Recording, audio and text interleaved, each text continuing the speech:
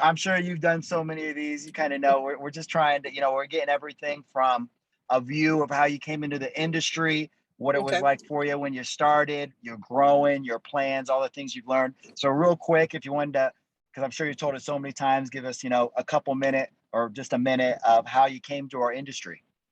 Yeah, sure thing. And it's definitely a pleasure and honor to be asked to be on here. I've always, seen Ivan's team and, definitely always admire his growth. And, I've met you, Gabe, a few times at different manager trainings that we've had. So I didn't know who Gabe was until I saw you. And I'm like, oh, yeah, that's him. I know him. That's Gabe. Yeah, I So got it's one of pretty those. I cool. got one of those faces. People never remember them. Like, oh yeah, how can you forget that face? So yeah, so I definitely love it. I'm really honored to be asked to give back to you guys' team. So, Thank you. but yeah, so a little bit about me. I've been with the company going on 4 years. I think this year will be my fifth year here at Family First Life. Initially, I came from another insurance company. We were a captive company. We were getting well, everyone that started off with that company was getting a comp of like 45%.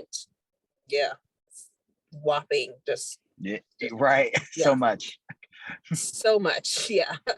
And so when I found Family First Life, I didn't jump in right away because I was like, whoa, this kind of like seems too good to be true. Am I really ready for this? Can I take on this? These people must be like some insurance guru people to be making like $20,000 a month. That was like a big thing back then. Now everybody's like making Right. 100,000. Right. But when I came into business, they were mainly talking about 20,000, running 20,000, right? $20,000 a month. And I was like, $20,000 a month? Like people make that type of income in insurance? And so it took me a little while. I actually contracted and it took me like 6 months to actually came on board because I was with that prior insurance company and I wanted to, like do my due diligence there Sure. just to make sure before I actually decided to make the full-fledged jump to Family First Life. But since I made that jump, I'm really glad that I did. And I'm just trying to help other people just realize the benefit that we have here because we have such a great benefit over so many other companies, at Sure. Family First Life. Yeah. 100%. So coming over from the insurance industry, so obviously everyone thinks like, oh, it must have been easy because you already came from insurance, but you kind of, I've Mm-hmm. noticed insurance agents, we have our own struggles, because Correct. we might have had bad habits, some concepts of this industry might be completely foreign to us. Like for me, Mm-hmm. the same thing. Mm-hmm. I came up from another company. I'd never bought leads and Mm-hmm. I was not making anywhere near to the income I was now. So the concept was really hard for me to grasp. I was like, Right. well, man, I'm making 1,500, $2,000 a week now. How could I possibly be spending? These big producers are saying they're spending that on leads. Like, how could you Mm-hmm. possibly? But I had no idea how much I could write. I'd never Mm-hmm. written with multiple carriers, because I was. What were some of the hurdles that you had coming over, already Yeah. being an insurance agent? I wasn't an insurance agent that long, so thankfully I didn't have that much bad habits. I think I was only there for like 9 months before I came to Family First Life. But for me, Okay. the major hurdle that I had to overcome was the phones. Sure. Because with the other company that I was at, they had we didn't purchase leads either. And so our leads came from there's like a mother company. And so I know you guys have always seen on the TV where people call into that guy, that Alex Trebek guy. Yeah. Yeah. You know that policy, that Yeah. policy Yeah. that everybody's always like guaranteed issued policy, right? And Yeah. so we would follow up from the people that called that company and try to sell them on booking an appointment with us. Oh, okay. So it's a total different spiel. And it's a Sure. total different, phone conversations because you're cold calling people. You're actually trying to sell over the phone the appointment. Versus when I came here, I was taught not to sell over the phone and not to sell the appointment. I'm just calling them as an underwriter, just trying to get back in touch with them. Right. Sure. So I had to go from the, hey, how are you? How's the weather? How is it there? Blah, blah, blah. All that, Sure. telemarketing stuff that people do to Sure. like, Sure. hey, this is just Leticia. I'm getting back in touch with you. You requested this information about the mortgage protection coverage. It's just my job just to get back this information out. So it's a total different tonality, Yeah. total different spin on things. And it took Well, me a it's while. It took me a few times people correcting me when they heard me on the phones, for me to then click, and then for me to change my tonality and to be able to book appointments how we book appointments here at Family First Life. So that sure. was a Well, major hurdle for me. yeah, that it's funny what things are common, in the industry. Because same thing, like I was used to, obviously. So what your previous company was doing was a little bit of a bait and switch. You were getting this Right. info Mm-hmm. from, they were calling into someone else, and then you're like trying to call them, be their best friend, convince them to Mm-hmm. go with you. To Yep. kind of similar for us, we didn't have leads. It was all cold calling or like a bait and switch type deal, to where with this, they want life insurance. Right. Like, so you're just calling like, hey, you asked for this, I'm getting back to you, trying to bring it up. So okay, so you were used, so, and that's funny too, because you were even a little used to calling people, but the transition on the phones was Totally tough for you. different. Yeah. Okay. Okay. So as far as, so like you said, you weren't in the insurance industry too long. Mm-hmm. How long would you say you were with Family First Life before you started hitting a stride where you were writing 20,000 plus a month? What was that? How did that growth look like for you? Yeah. So I started, I think my first month I did 10,000. Then my second, so I think it took me at least 90 days. So after my 90 days, I started to get consecutively writing between 15 to 20,000. And it, Mhm. to be quite honest with you, Gabe, it's not very hard. If you literally plug in, buy leads, go to work, it's not hard Mhm. to write 20,000. Now, if you want to write 40, 50,000, that's another ball game, right? But to Sure, sure. consistently write like 15, 20,000, I don't see that as a challenge. And it wasn't for me at the get go. What I had to learn was just, like I said, because when I came from the other company, I was selling people, and I had to learn how to ask questions to get the why, to be able for them to sell me, right? So I had to Sure. learn that, and I learned that from my mentor John Wetmore at the time. We would go through like different scenarios, and I would tell him that, hey, in the house people aren't buying because XYZ, and he's like, well, how are you getting the why? How are you asking questions? Like, and I would be like, but I told them that they needed life insurance, and I told them that they gotta protect their families, and I told them that they need to do all this. And he's like, well, that's where you're messing up, because you don't need to tell them anything. Mm. You need to ask them the right questions. And then from your questioning, they will bring out their why, and they will sell you on what you need to do to help them. And then you're just a problem solver from there on. And from being Right. a problem solver, you're able to help them. So once I developed that and I learned that, and it started clicking to me right there, it wasn't difficult.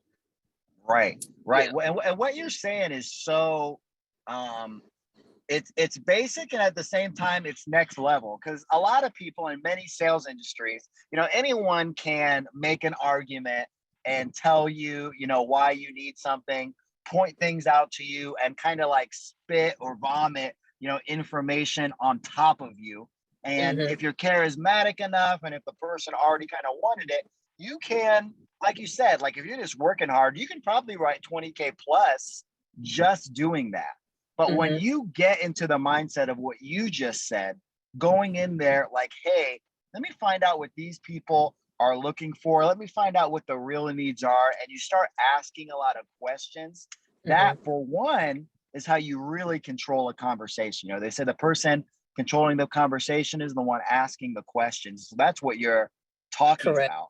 And so that sounds, so that was was that the big game changer for Light you as bulb. far as your sales Hmm. process? Correct. Yep. That was a big light bulb moment for me. Just learning that, just asking more questions. And, he would always say the quality of your questions will determine the quality of your life.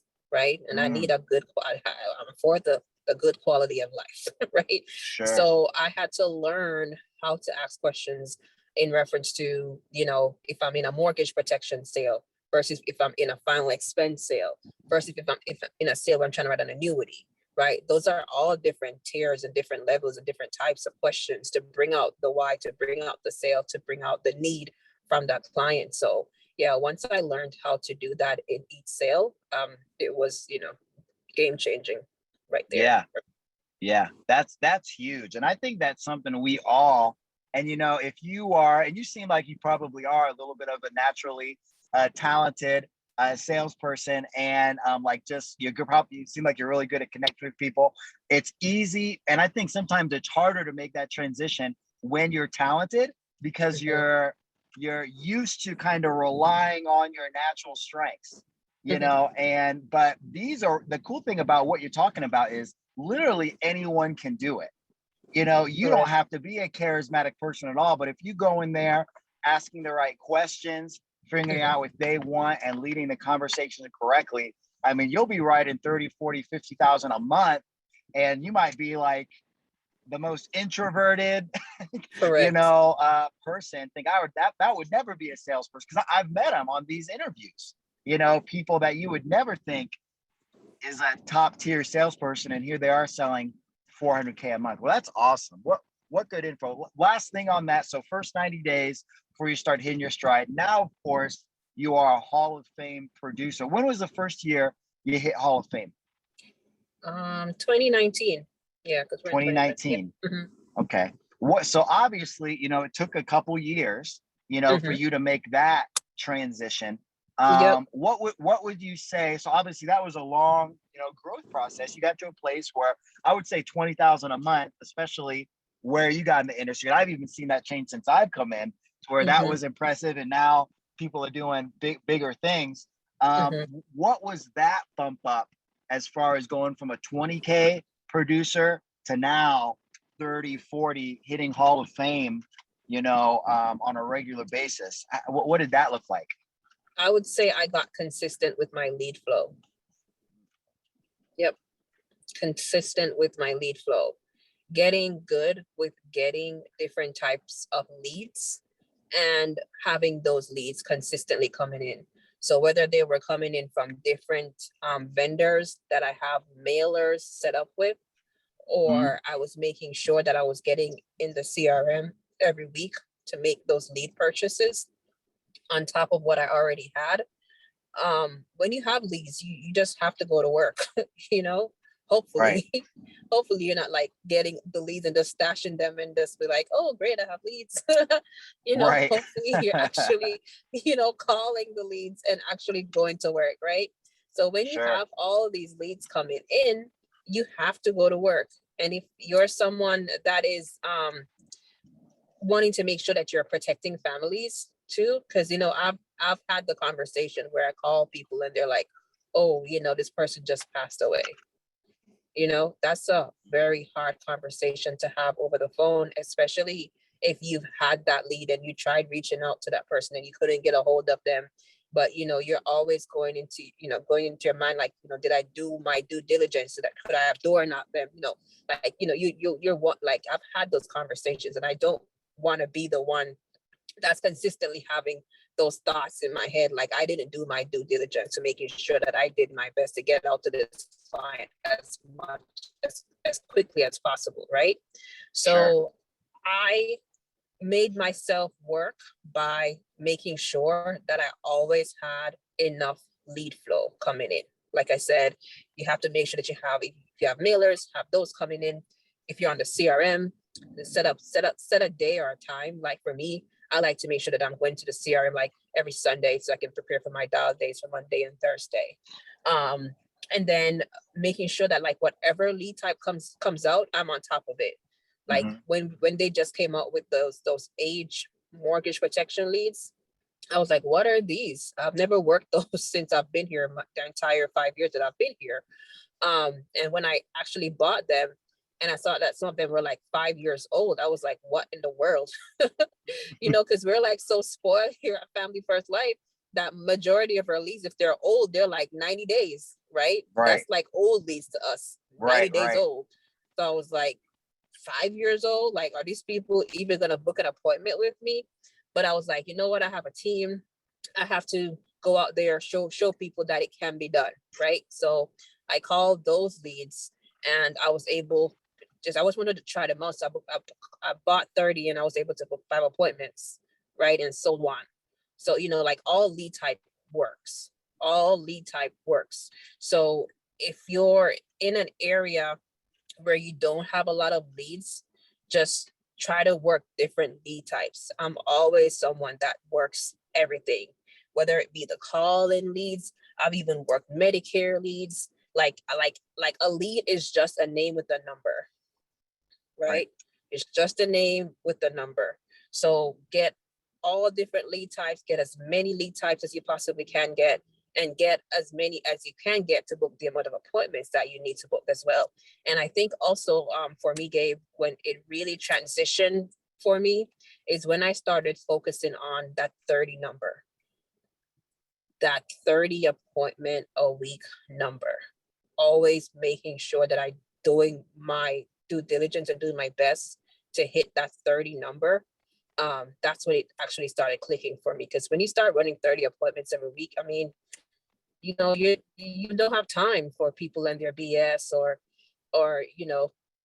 not being able to sit with someone because they no showed you. Like, you don't care about none of that stuff, right? All the emotional parts of the business, they go away. So Right. once I started getting good at leads, started focusing on my 30 appointments every week, that's when it started to just happen naturally, where I was able to write 30,000-40,000 every month. Yeah, I love and hate the simplicity of what you just said, because we so want, being in this industry to, like, there's something inside of you that wants it to be complicated, because then you have like an excuse for if it doesn't work, right? Like, Right. but what you just said was so, and I hope everyone caught that, was just so simple, because obviously she got to a place where her sales process and everything was good, and that's where she started kind of hitting a stride. But where she became a top producer was two very simple things. One, you just got more leads, so you're just sitting in front of more people. Like, it's basic, it's arithmetic. If I'm It sitting is. in front of more people, I'm going to sell more policies. And then two, really, and it's, I've been doing this Hall of Hall of Famer producer podcast for probably 5 months, now, and I don't know how many times I've heard it, where people that hit, Hall of Fame just said, "What'd you do to start in Hall of Fame?" And they're like, "I just started doing the normal FFL thing," and that's what you said. I just started running 30 appointments, which is what we tell everybody to do. And so you're like, I bought more leads, I was running 30 appointments, and I hit Hall of Fame. I sold 400,000. It's that simple. So let that be, if you're new on here, maybe you've been here for a while and you're like, man, I want to be a Hall of Fame producer, I want to do more. Like, it doesn't get much more simple than that. Just get some more leads and run 30 appointments. And there's something magical about that number 30 too, isn't there, Leticia? Like, it's almost It weird. is. Like It I can is. run 19 appointments and write 5,000. And I would think, like, oh, okay, like if I run another 11, like I'll probably write, maybe I'll write 7 or 8, but then I run another 11 and I write 15. 15. Yeah.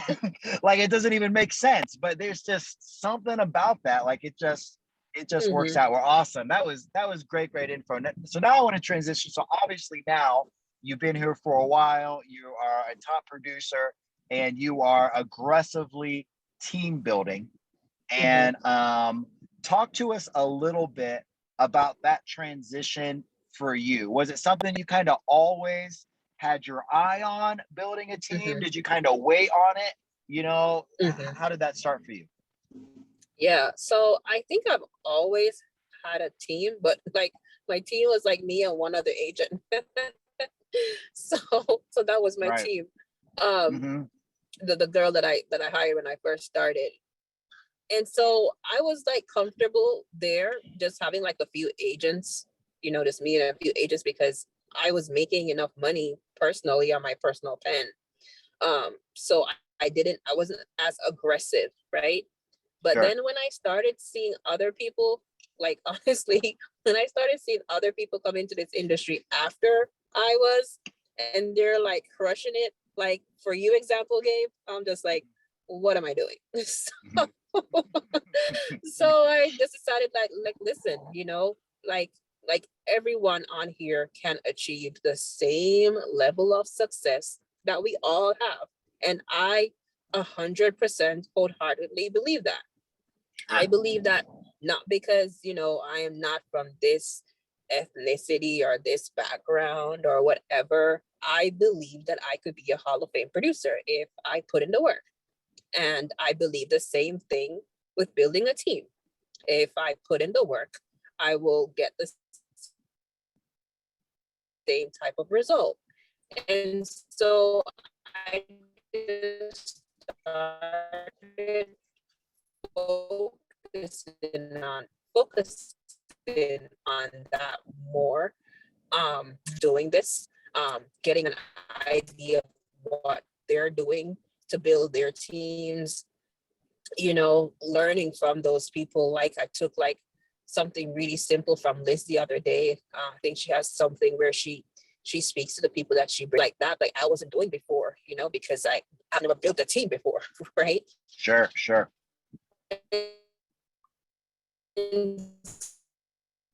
Hey, Leticia, I'm starting to lose you a little bit. I don't know if your phone's trying to connect to Wi-Fi or.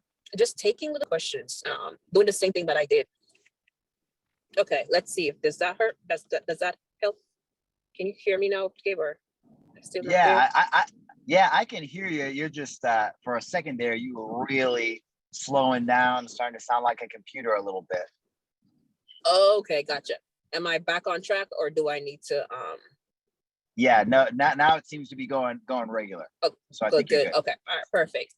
Yeah, all right. Yeah, so like I'm just doing what I'm doing on the that I was doing on the running side, which was, making sure that I'm reaching out to people, asking people questions, and then doing the same thing, making sure that the questions that I ask people, what they tell me that they're doing differently to build their teams, doing the same thing to build my team on that end. So Sure, but yeah. sure. So yeah, so I wholeheartedly agree. I think this is an incredible opportunity where, regardless of what your sales background is, natural, what you would look at as strengths or weaknesses, depending on where you come from in life. It just seems like an opportunity where if you just come in, work hard, are teachable, that anybody can become a top producer. So that's awesome. Now, Leticia, coming in, growing so naturally in this industry to, where you got your sales process down, then you became a top producer. What has been some of the same growths that you've had as a team builder with things that you maybe started off doing where you, like you said, for first, you weren't really concerned about it, but then there was definitely a point where you're like, okay, like I need to get on the ball here, really start going. What do you think are some pitfalls that you made early on and then corrections you've made since then? Whether that be maybe the way you trained with agents, maybe that be the way you did your recruiting, what would you say those were for you? That's a really good question, Gabe. I think one of the things that I had to learn was that because I was consistently producing at a high level, I could not relate to people that were not. I just couldn't, because I was writing, I was Hall of Fame, writing so much insurance. And so if they weren't going to be a top producer, it was difficult for you to understand how to talk to them. Exactly. And I had to learn that not everyone wants to come in this business and write $30,000, $40,000, $50,000 a month. Some people put the just want work to write in required to do it. Exactly. right? Mm-hmm. Some people just want to write $5,000 a month. Some people just And want to they're write happy. $10,000, and they're okay with that. I wasn't okay with it, but it's not up to Mm-hmm. me to not be okay with it, right? Right. Right? Mm-hmm. As long as they're okay with it, then I should be okay with it, right? But because when you're a someone that produces at a high level and you know what the business has done for you, right? You kind of want that for other people, and so that Sure. comes off as you being too pushy, but you're not being too pushy. You're just wanting more. You're wanting more, especially when you see people that have a potential in them, and you're just like, damn, like if you just do this and do this and do this and do this, you'll be able to Yeah. hit the same levels of success and do the same things. And so I had to learn to pull that back and just let people be. When I heard, Sean Mike talking about you can't force people, right? Mm-hmm. Everyone has their own learning, their own growth, their own learning curve, right? That's the word. Their own learning curve. If it takes them a year, takes them 5 years, takes them 4 years, takes them 3 years, it doesn't matter, right? Everyone is going to have work and grow at their own speed.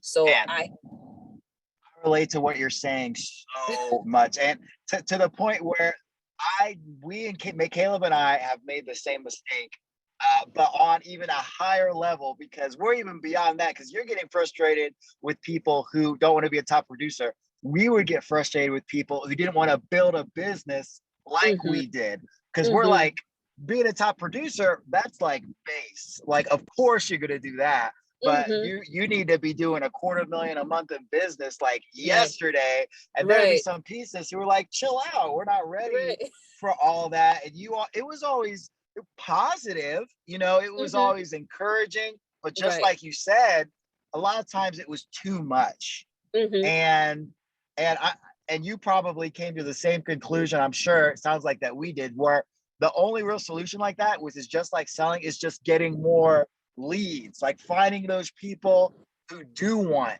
to be that. But obviously, a lot of our agencies are built with people who just want to do 5-10. So yeah, man, you hit the I don't know, you hit the bullseye with me, just saying that right there. 100%. Yep, exactly. Because we're all coming from a good place, but when it comes off to people, when it comes off to them, it's like, we're trying to push them, and sometimes it pushes people away. Right. So I had to learn that, and I had to learn how to deal with people, different, personalities, because everybody has different personalities. Sure. I had to learn too that follow people's actions versus their words. That was a hard lesson, because like everybody would come in and be like, oh yeah, I'm gonna crush it, I'm gonna write all this business, I'm gonna and then on dial day, oh yeah, I had to go to this here, I had to do this, I had to do that, I needed an oil change. Right. Always get oil change. This is the 4th oil change you got this month. What's wrong with your car? No, I get you. My Joe Basil, you probably have seen. He already is a successful business owner. He gave me one of the greatest pieces of advice on what you just said right there I've ever heard. He says this. He says, everybody interviews well. Everybody does. It's like going on a first date. You're not gonna go on a first date and tell everybody all the things bad about you. You're putting that best foot forward. So man, that is such a pro tip, especially for a lot of us who this is our first business, like it was for me, being a legitimate business owner. Just follow people's actions, not their words. Correct. Like, show me, don't tell me. Like, I'll believe it when I see it. Right. And so I had to learn that, and now I'm learning, like you said, it's all about a numbers game. The same thing on the running side. I have to start working on getting the numbers on the hiring side. So that is what I'm trying to work towards right now. Sure. Where are you at as far as your business right now? What are you guys doing currently? We do between 150 to 200 a month, so we're right between that.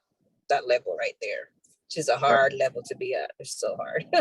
Right. Well, I think we've all heard the same thing from every integrity partner. They say that first 300,000-400,000, that's the biggest grind there is. Like just making that foundation. It's like you're pushing a boulder up the hill, and then you finally get it to the top, and then you push it over and you got some momentum.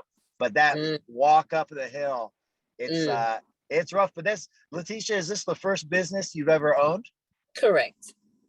And you do 200,000 a month in revenue. That's not bad for a lot of people who've been running restaurants and grocery stores and stuff their whole life. So respect. Right, but family first life standard, that sucks.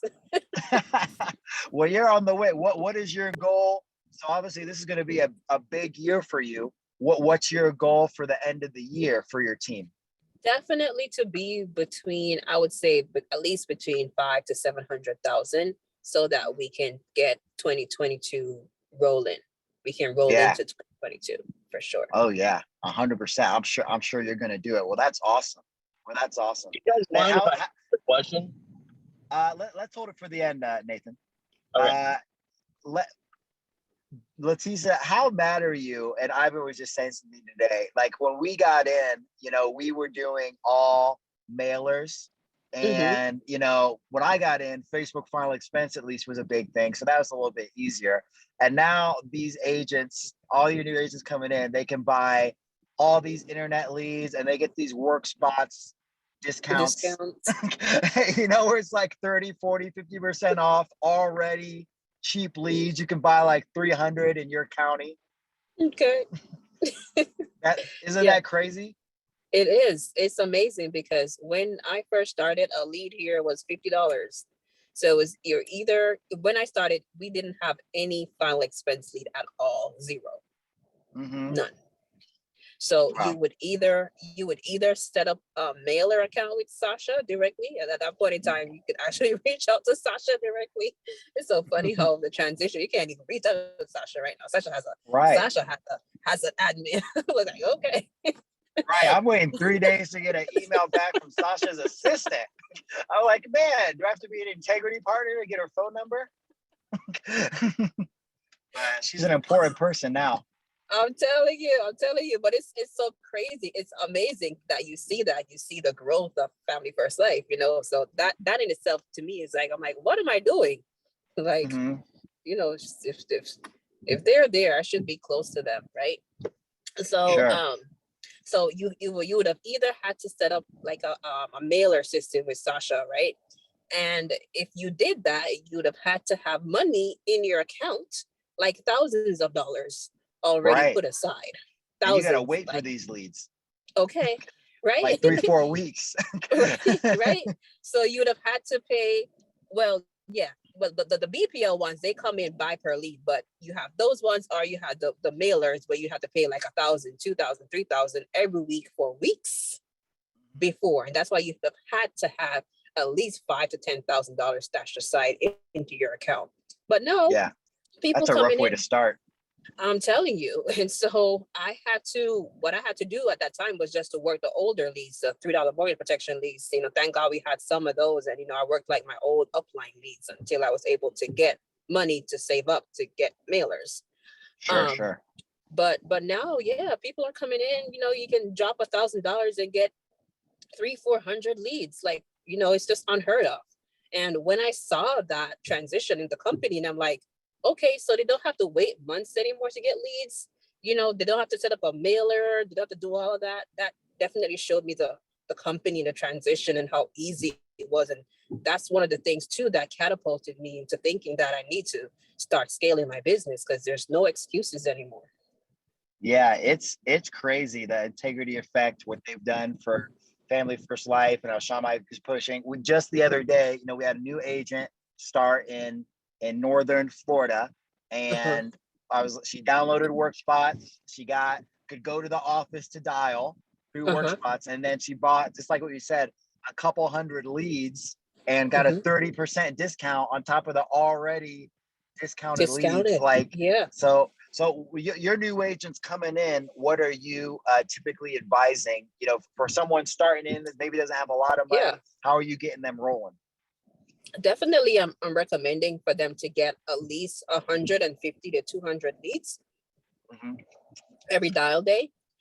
They need to put at least 100 in either those the new internet or the 1 month or the 3 month old. I'm actually recommending the older type, so the 3 month old or the 1 month old leads, because not many people are reaching out to those, like the instant ones. Like the instant ones, more people are reaching out to them immediately, and so they get frustrated and they hang up when you call them because there's so many people, you know, reaching out to them. Versus the 3 month old leads, they haven't been contacted in 3 months, and so they're more receptive when you're reaching out to them. And I have a girl on my team, like that's literally all she would run is like 3 month old lead and write like over $30,000 in business. Yeah, $30,000 that's crazy. So yeah, so I definitely recommend that lead type, the 3 month old 3 month old internet leads. And then I would also recommend the age mortgage protection leads as well. At least get 100 of those. I mean, they're like $2.50. Like, heck, like what? So Yeah. at least put 100 into those to get you at least put 250 in those, get you at least 100 of those leads as well, and have those two lead types. You're spending like what, maybe like $500-600 right there, and getting yourself 200 leads. There's no way that you're gonna lose with that ratio. Yeah, it's just like you said, it's crazy. When I first got in, you know, obviously Final Expense was big through Facebook, and which were great. You know, I felt blessed because people were talking about like what you said, that they only had mailers, you know. So I was like, well, this is nice, but I was spending, you know, $25 a pop, and I was waiting for them to come in. You know, sometimes I might get them all in a day. Sometimes I might wait 3 or 4 days. Too. I remember those, and like they would be calling me like, oh, this vendor has not sent me all my leads in. I'm like, okay, I'm not the vendor. I don't know, like, like why they're not. But yeah, I remember those days. But thank God, those are a memory. Yeah, Not, for sure. Well, Leticia, I want to be respectful of your time. So what I'm going to do, I'm going to open it up for about 2 or 3 questions, and I'm going to ask for a part and shout because I know you got to get going. So I think Nathan, you had a question. Go ahead, bud. Okay. It wasn't more or less for her. I was just wondering how we get started in getting people on our team, because I've got 3 or 4 people that are interested. So I was just wondering, you know, what the process was of getting my agency started and all that. I've got a name and everything ready to go. For sure. So what you're going to want to do is you're going to one, reach out to your upline for help, but you're going to need to get them licensed, you know, so that'll be the first step, and then getting contracted. And then when they're contracted with the carriers, they can start writing. And then once you do, what is it, Leticia, 100 or 150,000, you get a logo? 100. I can't remember.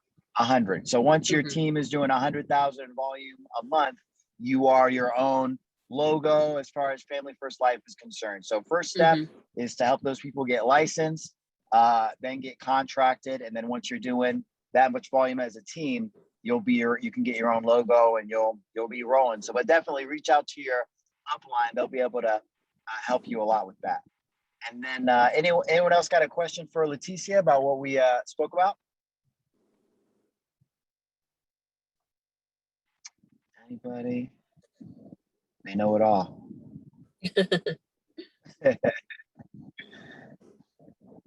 Going once. I think Brad is waving his hand. I think Brad is waving, but he's not unmuted. You gotta unmute yourself. Gotta find the unmute button. Yeah. Uh-oh.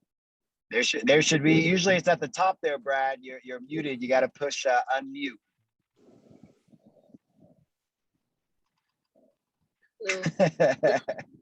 Technology. I'm sure it was a good one. How about now? Oh, there we go. Got me? Okay. Yep. Quick question. I've been in the business a long time, but I retired and I'm now coming back with FFL. I'm an agency. I just bought some leads today. Do you make copies of every lead so before you call, or do you use, and it's a simple question, or you just use your laptop and call by your cell phone without putting each lead up until you have an appointment? So it's a good question, Brad. So I do print out all my leads before dial day, and I do Okay. organize them by county. Got it. So I know exactly what county I'm going to be running in, say for Friday and Saturday. If I'm going to be in Fulton County or DeKalb County or Carroll County, I print them out, organize them by county, and then that way when I'm doing my dials, I know where I'm going to be, and I'm not all over the place. Right. So I would definitely recommend printing out all your leads, organizing them by counties before you actually start dialing them. Okay, thank you very much. Yeah, that seemed to me the most logical, most time consuming, but the most logical way to do it, because you'd be taking notes with people too, so. Correct. Yep. So I thank you for that. Look forward to No problem. the next 5 years with you guys. Okay, let's do it. That's right. And then, all right, we got one more for Leticia before we get that part out and we'll get going. Going once. Is there any colors or anything that you guys would say to stay away from, or just some, like a color, like a don't wear a red shirt or don't wear a yellow shirt on Tuesday, just something silly like that? Is there No anything polka you've dots. noticed? No big purple polka dots. Okay. I don't write I don't seem to write a lot when I wear my big polka dot shirt. Nice. Oh my goodness, I did not know how to answer that one game. I'm glad you No, answered. I mean, no, I honestly, Nicholas, I would say dress certainly is a factor. When I started, I erred on the side of being maybe a little too professional. Like I would wear, like I didn't feel like I was doing too much, like a nice collared shirt and slacks and dress shoes. And once in a while, I'd wear maybe a sports jacket, and that I found that just came off too salesy. And so, and I saw a lot of these top producers out here, like Leticia and some of the guys for me, like even Steve Giordano. This guy's out writing some of the biggest policies in the company, and he's wearing, a t-shirt and shorts, and a lot of times just a Family First Life polo. So now, I just wear a Family First Life polo. I actually have my Americo polo on today, and a pair of jeans and tennis shoes. And I feel like the more that you look like someone out there, kind of like Leticia said, you're just responding to a request. You're just doing a job. It's very unsalesy, my presentation. So so I would say going with that is probably the best. Just get some Family First Life polos, pair of jeans. I think you should be, and just obviously be together, and you should be good to go.